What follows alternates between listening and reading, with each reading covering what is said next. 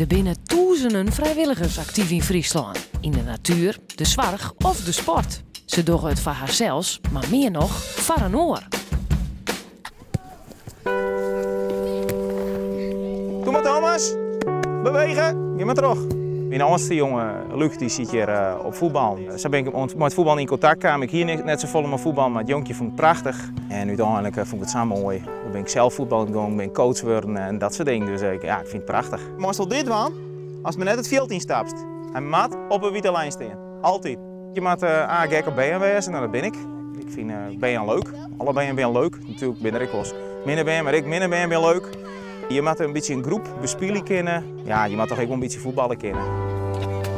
We hebben elke keer toch wel weer clowns, steeds maar om vrijwilligers te krijgen. Dus krijgen we goede trainers voor de groep maar bij, want we hebben 250 jeugdleden, dus dat is nogal wat. Ja, alle mensen gaan druk.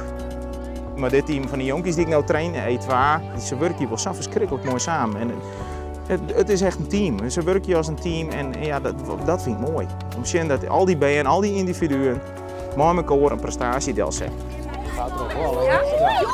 Het verhaal wat ik hier met de famkes, die hielden een keer een sneu net te voetballen, een wedstrijd.